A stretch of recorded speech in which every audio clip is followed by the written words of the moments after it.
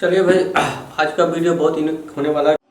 बड़ा रस है कथा में, बड़ा आनंद है इनकी भक्ति में। और जिन राम के चरित्र की वार्ता करने हम बैठे, जिन हनुमान के चरित्र की वार्ता करने बैठे, वो राम हमारे आराध्य, हमारे भारत चरित्र वही बात है कि जैसे राम जी का चरित्र, जहाँ तक मुझे नॉलेज है कि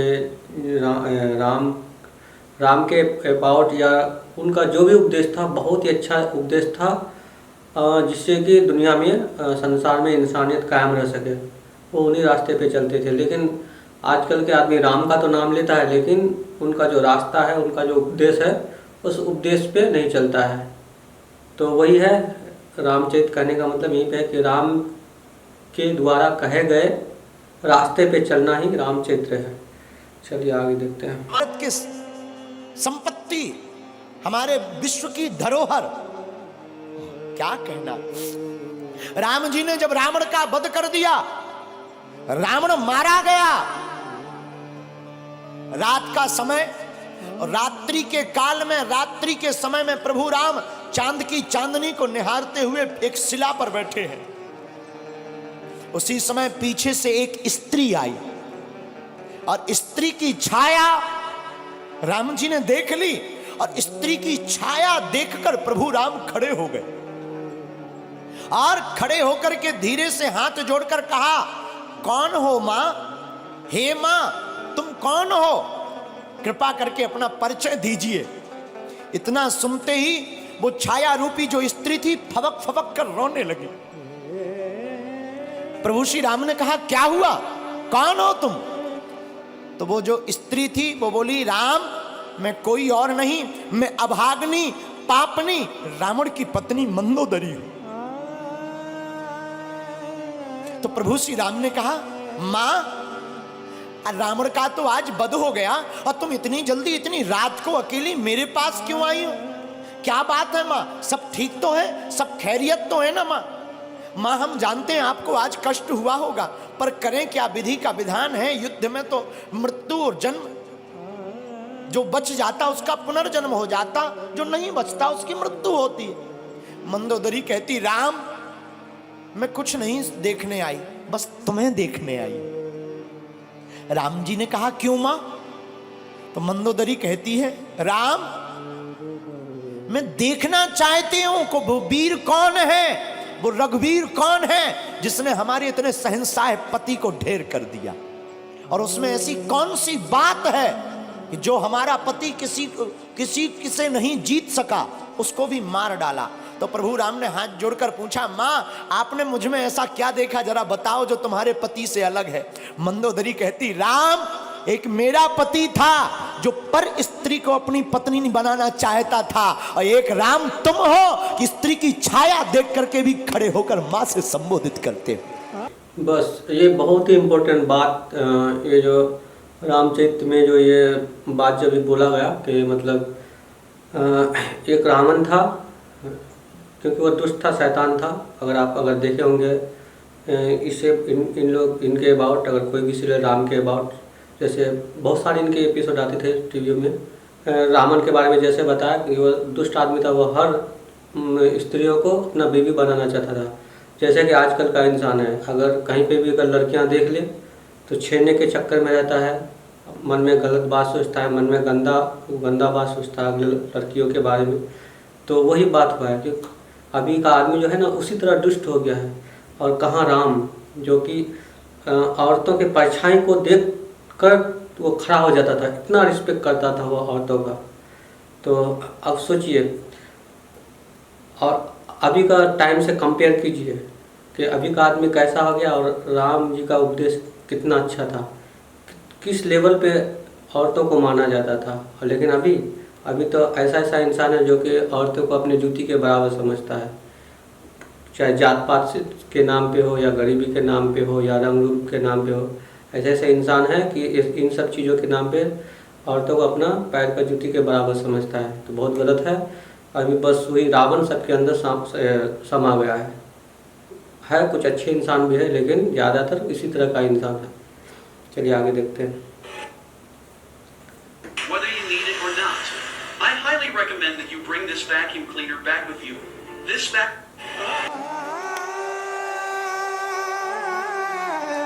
ये राम का आदर्श है, ये प्रभु श्री राम का स्थापित आदर्श है। ये हमारे आपके भारत के लोगों का सौभाग्य है।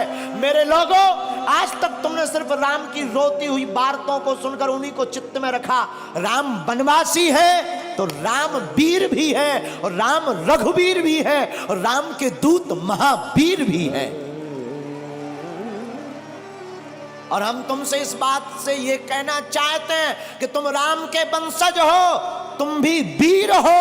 अब सनातन की रक्षा के लिए तुम भी खड़े हो जाओ और हिंदुओं एक हो जाओ। अब देखिए, यहाँ पे समझने की हेर फेर है। जैसे इसने कहा कि सनातन की रक्षा के लिए खड़े हो जाओ, तो बहुत से ऐसे नेगेटिव माइंड के आदमी होंगे जो कि सोच रहे होंगे कि युद्ध करने के बारे में बोला, लड़ाई करने के बारे में कह रहा है। अपने धर्म के खिलाफ जो भी इंसान है उसके बाद लड़ाई करने के बारे में कह रहा है। तो पता नहीं भाई ये कौन सा मकसद से कह रहा है, लेकिन किसी भी धर्म को अगर बचाना हो, सपोज दैट मान ले कि मैं सनातन धर्म से हूँ, हिंदू धर्म से हूँ, तो मुझे अपना धर्म को बचाने के लिए मेरा सबसे फर्स्ट कर्तव्य जो होता है, काम होता है, अपने धर्म के कहे हुए बातों पे चलना। जब हम अपने धर्म पे कहे हुए बातें पे, अच्छे बातों पे जब चलने लगेंगे ना, तो खुद बहुत मेरा जो धर्म है वो ऑटोमेटिकली स्ट्रॉन्ग और पावरफुल होने लगेगा। ये नहीं कि हम दूसरे से मार काट करके दूसरे धर्म को लोगों को सता करके उनके दूसरे धर्म के लोगों को मार काट करके अपने धर्म को बचा, तो ऐसे कभी धर्म बचता नहीं। क्योंकि कोई भी धर्म आपको हिंसा करने का अलाउड नहीं करता है, चाहे दुनिया का कोई भी धर्म हो। उसका आप जब अच्छी धार्मिक किताबें पढ़ेंगे तो आपको ये चीज़ मिलेगा, ठीक है। और इंसान का अपना कॉमन सेंस भी होता है। किसी से नफरत करके आप अपने आप को सोचेंगे मैं मजबूत कर रहा हूँ, तो आपका गलत सोच है। अपने आप को मजबूत बनाने की जो अच्छी बातें हैं हमारे धर्म में, उस रास्ते पे चलना पड़ेगा, ठीक है। तो वही बात है। चलिए,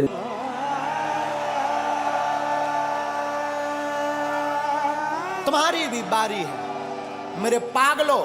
ना तो हम तुम्हें चमत्कार दिखाने आए हैं।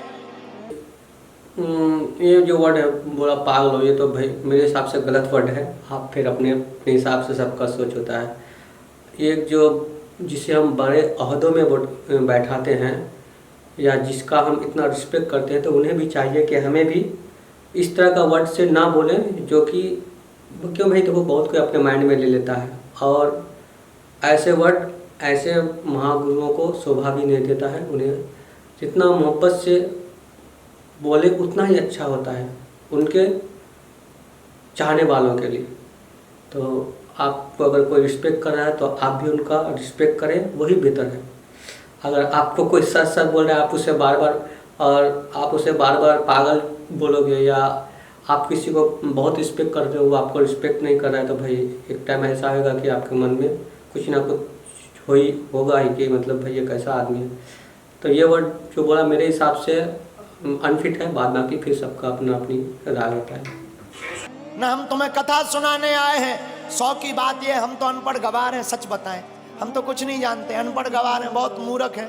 हमारी कोई पढ़ाई लिखाई है नहीं। जो भी है गुरु कृपा। हमें तो हनुमान जी ने चुना, ये हमारा सौभाग्य है। बस आप लोग हमारा परिवार हो, और हम चाहते तुम्हारी आंखों में आंसू न रहे और तुम भी हनुमान जी के हो जाओ। हम चाहते तुम भी मुस्कुराओ। हम चाहते तुम भी बागेश्वर बालाजी के हो जाओ। हम चाहते तुम्हारी जिंदगी में भी खुशियां भर जाएं। हम चाहते तुम्हारी जिंदगी में भी बहार आ जाए। हम चाहते तुम्हारी जिंदगी में भी पूनम का चांद बना रहे, पूर्णता का। और रामचंद्र है, राम जी का नाम भी रामचंद्र है। और हमारे हनुमान जी प्रभु चरित्र सुनवे को रसिया, वो भी तो कथा में प्राप्त होते हैं। इसलिए सुबह शाम 8 याम यही काम किए जा। सुबह शाम 8 याम यही काम किए जा। खुश होंगे हनुमान राम राम राम राम। हाँ, तो एक चीज़ मैं सबसे इम्पोर्टेंट बात जो कहना चाहूँगा, ये कहना चाहूँगा कि देखिए भाई, सिर्फ राम राम बोलने से कुछ होता नहीं। होता है तब जब आप राम के कहे हुए उपदेश पे चलेंगे, उनके बताए हुए अच्छे बातों पे चलेंगे, तब आप राम नाम आप जब उसके बाद आप जब आप राम नाम बोलेंगे ना, तो फिर आपको सूट भी करेगा, आपको जचेगा भी।